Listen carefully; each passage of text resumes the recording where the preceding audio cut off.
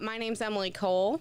I'm the Executive Director of OFUPAC, which stands for Ohio Families Unite for Political Action and Change. We're the Action Fund. What that means is that we're a 501c4, so we can do unlimited lobbying, we can do more political activity, and we can do electoral work. So that's kind of the benefit of launching a 501c4. So House Bill 109 is one of 5 bills that are considered anti-protest bills that are in the Ohio State House. And what these bills ultimately seek to do is silence us and silence our communities. By design, they want to criminalize First Amendment rights, so freedom of speech, the right to assembly. And so what it will do is if there are 5 or more people gathered for a protest and they're asked to leave, they can be actually charged with a felony if they refuse to leave or don't leave in a manner that's timely according to police or so-called authority figures.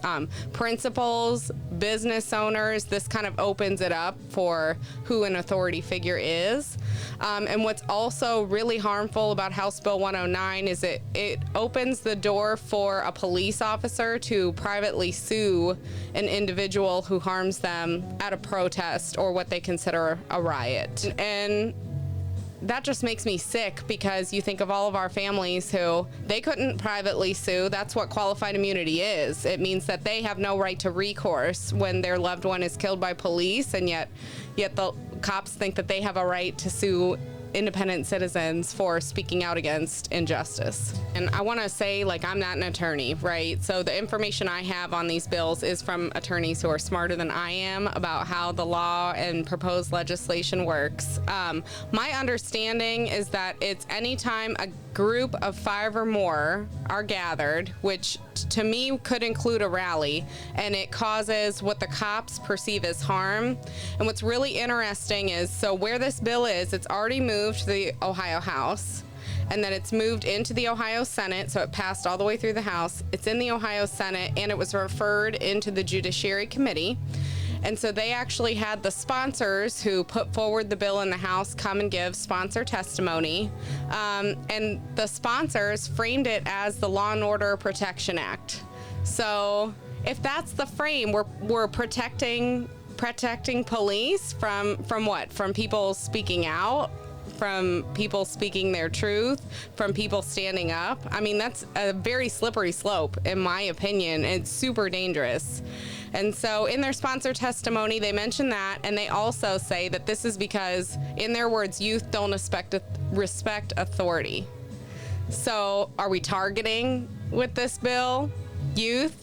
Just trying to nip any kind of activism in the bud? And in theory, this bill applies to anyone. So this could be right to life people, this could be pro-choice people, this could be us when we do rallies, this could be this event in theory if something turned into what they deem a protest.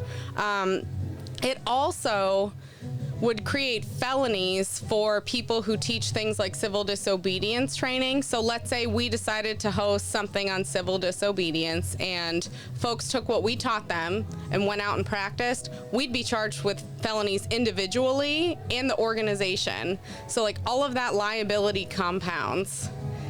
And it's just baffling to me that they're so threatened by people speaking out, because what that tells me is that they know there's something to speak about in the first place. We actually hosted a policy hour on this and recorded it. We have a slide deck with all the materials, and everything is on our website. It's www.ofupac.org. So ofupac.org, and it's HB 109 is right on the main page. You can click to sign up and stand with us. You can click to learn more about testimony, and you can watch an ad that we've put together with some of the families to really try and get people to understand how harmful this bill would be to our communities. Regardless of what they say about how it could be applied to everyone, we know that they will target low-income communities, Black and brown communities, AAPI communities. I mean, it's very clear, and we know that because a similar bill that was not as bad already passed in Florida. They did not apply it when there were protests at Disney or pro-Trump rallies, right? We know where they apply it. whether or not the law applies to all of us, the inequity is super clear, and the discretion is with the police. So we need everyone to stand with us if they see what we see and are ready to get involved. So we've been talking about wanting to launch a policy podcast. We're still in the works of developing what that would look like, but in our minds, it's kind of the people's podcast on policy. I was speaking earlier today and said, knowledge is the tool of the oppressor. And what I mean by that is knowledge is power. And folks that make policy decisions don't want everyone to know what the game is and what the process is. It's easier if you only have to listen to a couple people rather than the voices of the many. And so what we want to do with these podcasts is share the knowledge, because we know that everyone, regardless of who you are or what you look like or how much wealth you do or do not have or where your house is or where you sleep at night, we know everyone has a say in what their community looks like, and we're going to fight for that. And these podcasts are a way for us to take that knowledge, share it with folks, bring in more experts. There are a lot of organizations that are supposed to be for the communities, but so often have never actually been in one. And there are a lot of politicians that like to come out when it's time to vote, and we don't see them again for 4 years. And so these podcasts are their opportunity. If they want to talk to people, come talk to us. We're right here. We're not hiding.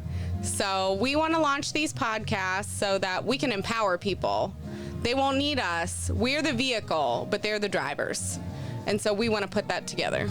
So on our website, www.ofupac.org, so ofupac.org, you can actually just sign up right there, put in your name and your email address, and then you're on our listserv. And then I'm super available. So anyone who wants to ask me any questions, has a podcast topic they'd like to dive into, my email address is ecole@ofupac.org. So ecole@ofupac.org is me.